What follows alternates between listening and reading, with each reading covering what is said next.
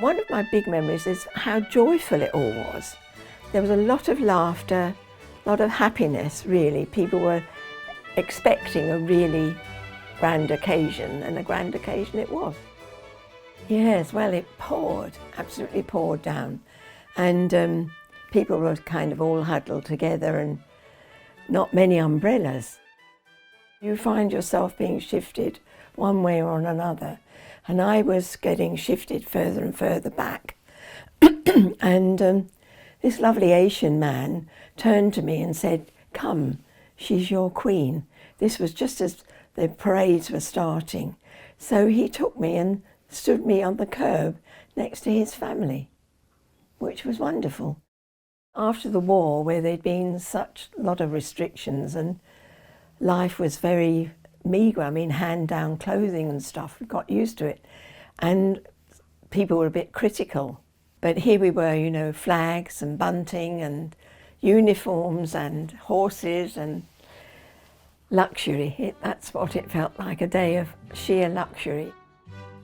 You know, that smile was always there, but underneath there must have been a lot of big challenges for her. And she was a young mother, young children, and her father's death was sudden. But of course she was well prepared, thankfully.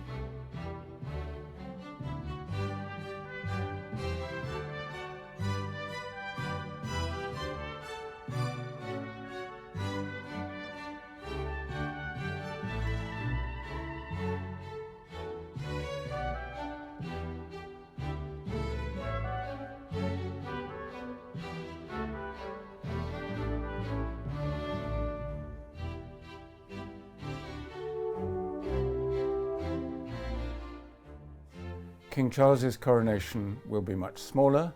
There will be just over 2,000 guests, whereas in 1953 for the Queen's coronation there were over 8,000 seated in the Abbey and tier upon tier going almost up to the roof.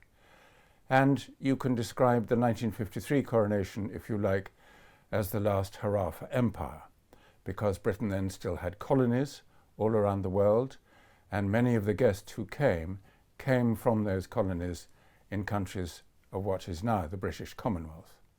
Public opinion suggests there is less very strong support for the monarchy, and the palace is always sensitive to those changes in public opinion, and therefore it doesn't want the coronation to be a very expensive or extravagant occasion.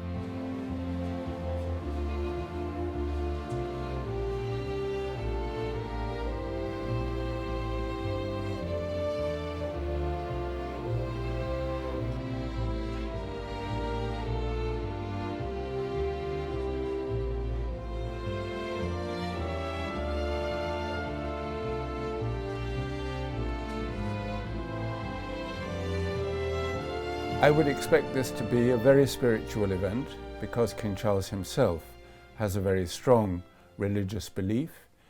The coronation is presided over by the Archbishop of Canterbury. It will be a Church of England service, including a communion in the middle of it, and the King is anointed by the Archbishop of Canterbury with holy oil brought from Jerusalem. But I would also expect a prominent role for representatives of other faiths.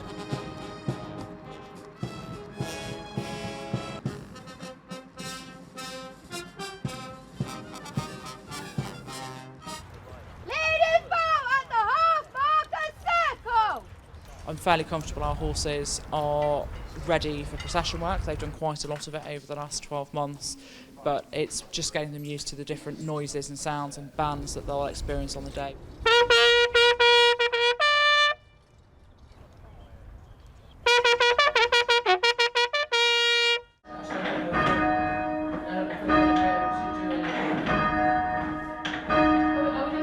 There was an incentive from the Central Council of Church Bell Ringers called Ring for the King to try and recruit as many new bell ringers as we could to ring for the coronation.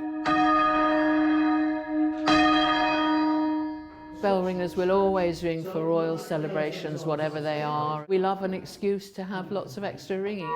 It's not easy and it does take some learning. We often reckon that it takes about 10 hours of teaching for you to be comfortably able to ring the bell and control it well on your own.